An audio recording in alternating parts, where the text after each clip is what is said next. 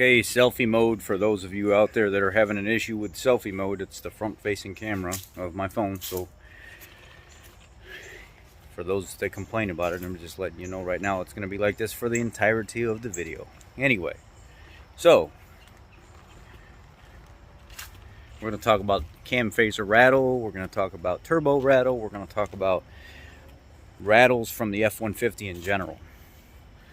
So the 3.5 EcoBoost has a rattle on startup that a lot of people get concerned with, and it's a very specific rattle that you'll find it in the Navigators, you'll find it in the Expeditions, you'll find it in the 3.5 EcoBoost F150, and you will find it in the 2.7 EcoBoost F150. When you first start it up, it'll be a very rhythmic, loud, but metallic sound. You know, this is the rhythm, and it'll rattle like crazy for about 20 seconds. And when that wastegate opens up on the turbo and then pulls back in, it'll stop. It's a adjusting period in the beginning, and a lot of people say, well, you have to end up replacing the turbo to get beyond that sound. And sometimes that is the extent, but just a month or two later it ends up doing the same thing. Unfortunately, that's the way that turbo is built. You can mitigate it by putting goop and stuff like that on some of the linkage, but it's not so much the linkage as the internal of the mechanism as it's adjusting and then going back in before it actually stops making the sound. There's another type of tap rattle that you can find on the F150 in general. This includes the 5-liter, the 2.7, and the 3.5. Something underneath the vehicle, every once in a while you hear like a metallic sound that it's not rhythmic at all. It's random. And you'll hear it tapping and tanging right underneath like the driver's seat area. And it could be like, you know, it'll ting, ting, ting, ting, ting, ting, ting. And it's random. It doesn't sound like it's from the engine. It doesn't sound like it's from in the cab, but it's underneath the... Check the catalytic converter pipe coming down from the engine. As it comes down, the pipe drops down and then it turns towards the center of the car. There's two clamps that hold the heat shielding down. It assists the spot welds that they put on the clamps, and they break. Sometimes 20,000-30,000 miles, they're already broke. And they sit there and they ting back and forth on that heat shielding. So that's one of the spots I would take them off completely. If you see the welds are still good, you don't need to put anything back into place. It's just a secondary to hold that heat shielding on there. If you feel like it, go to your local hardware store and get like a 2.5 inch to 3 inch actual hose clamp. Just go ahead and take a screwdriver and pry those other ones off and grab a pair of pliers and just wiggle it off until it breaks. And then just take that hose clamp and run it back over. And you can actually just tighten it back up like you're tightening up a hose. And you may have to do it again in 30,000-40,000 miles, but you're saving yourself an hour of going to the dealer for a literal 50-cent fix. Another sound would be rattle on decel. There's a lot of videos on the internet where guys misdiagnose this all the time. You go to get into the throttle on tip-in, it's fine. But when you come out of it, it goes...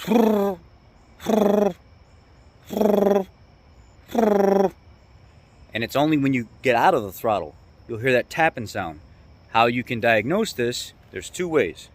If you have somebody that you trust, put them in the vehicle, have them hit their foot on, or push their foot on the brake, shift it into drive, and give it a little gas while holding the brake like you're going to brake torque it. But don't try to break the wheels loose. There's nothing, you don't have to do that. Get into the throttle. While you have a long screwdriver or a stethoscope, you can go to Harbor Freight and get these things for like 10 bucks. Yeah, they're going to fall apart, or you can spend a little bit more money and get one like from Snap-on or Matco or something like that, or just a reputable brand, and take that stethoscope and touch it to the top VCT solenoid. There's two of them in each valve cover on the end. There's one on the front, and then there's one a little bit back. So there's the one on the outside is the exhaust one. The one on the inside that's further back is the intake one, and then on the passenger side there's two on the front of the valve cover there as well. One on the outside closest to you is the exhaust, and one on the inside is the intake one. And while that person's hitting the gas and then letting go and you're hearing that rattle, listen to each one of those VCT solenoids. A lot of times it's the exhaust solenoid that's going out. It's a very common thing that happens on the 5-liter F150s. I've seen it happen early on when I first started working on like the EcoBoost, the 3.5 EcoBoost expeditions back in, when did I leave the heavy duty truck world to go to four-wheelers? 2016, 2017. There were so many of them that would come in and like, what's this rattle on D-cell? And it was like the 3.5 expeditions, the F150s. I'd pull the valve cover and stuff off, but if you pull the valve cover off on a lot of these, you're pulling high pressure pump. There's a lot of things that are only one-time use. So make sure you know what you're doing. Listen for that rattle at each one of those solenoids, and you'll be able to pinpoint exactly where it's coming from. There's two types of rattles. There's a rattle from a solenoid that Ford doesn't indicate in their TSB. I think there's a TSB that says replace the solenoids on like, it's like the 18 and 19 model, but they don't have anything for the 20 or anything previous. That TSB is actually, it actually affects vehicles previous and after. They just haven't included previous years or years after that. And I simply just replace the VCT solenoid. I don't see the customer ever come back. You know, maybe they get 40, 50,000 miles out of it before it starts happening again. But it's better than tearing down an engine because you think there's like some kind of major internal fault. So there's that type of rattle as well. It's only on D-cell. There's another type of sound that comes from the front of the motor, and it's typically on the 3.5 EcoBoost in general. And it almost sounds like a knock tap intertwined together. And it's while it's running, hot, at idle, it sounds like it's a diesel sitting there laboring. And I have a video in my library on that. And what I do is I go into the computer, I go into my data logger, and I actually control my exhaust and intake positions. And if I can make them, if I can advance them and retard them and make that sound go away, my phasers are screwed. It needs a phaser setup. A lot of people don't know how to diagnose that properly. They'll look at their phasers and they'll see at idle, they're sitting there. Some of them are way in advance and way retarded, and you're like, what the hell's going on here? This don't look right. But you don't think that laboring sound, that almost diesel type sound, is because of that phaser misalignment. It's all out of whack. And I'll take that and I'll start moving those numbers so it actually opens the VCT solenoid more, letting more oil flow go to those, and it'll start changing the timing, and then all of a sudden that diesel sound goes away. And I know right away it's a phaser job. It needs a timing set. It hasn't went so far out of adjustment. It hasn't went so far out of adjustment that it's really set any codes or anything like that yet. But it's pretty bad. What else is it? The linkage in general on the 2.7 liter EcoBoost and the 3.5 liter EcoBoost, they actually have a kit where you can pull the linkage and stuff out of there, and there's a separate kit that you can install. It's supposed to be different. It's supposed to get rid of some of that tangy rattle and stuff. I've seen guys take some like TA357 and actually goop up the connection point where the little adjusting nuts are on the wastegate rod, and they'll coat that whole thing in TA357, and it will eliminate that rattle completely. Some guys I've seen use like Loctite and stuff like that and try to add shims and stuff to it. It's just a loose mechanism right there. I mean, there's that tangs back and forth, and you just can typically get by with some just really good high temp silicone. Just cover up those nuts and that little bridge that goes between the two that lock each other in, and that quits. It stops. But if you go to the dealership and the TSB doesn't apply for that vehicle, and even if the TSB does apply for that vehicle, doesn't mean you're going to be in the mileage limit or the year limit for that to be applied.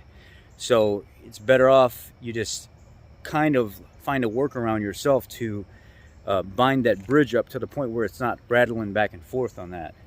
So these are some really major key sounds that are coming from the engine type rattles whenever it started up. The exhaust band underneath on the pipe being broken, it'll sit there and rattle and you won't know. It'll almost sound like it's the engine, but it's not. It's more underneath. The wastegate actually adjusting as it's pulling in and then going back out. It's like a 20-second interval before it stops, and then it doesn't do it the rest of the drive cycle.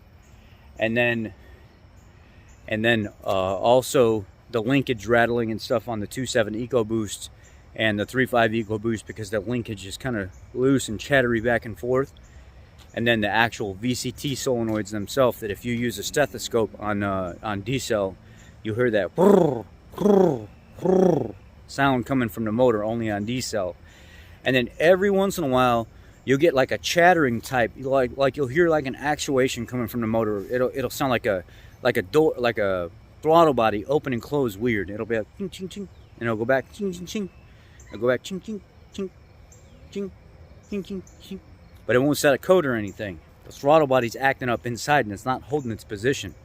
It'll be weird and it'll start bouncing around.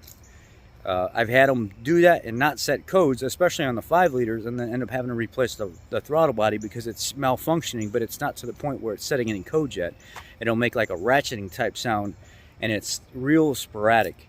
It could be like 30 seconds in between the sound, or it could be like a minute, 2 minutes, but it's weird. It'll just happen out of nowhere.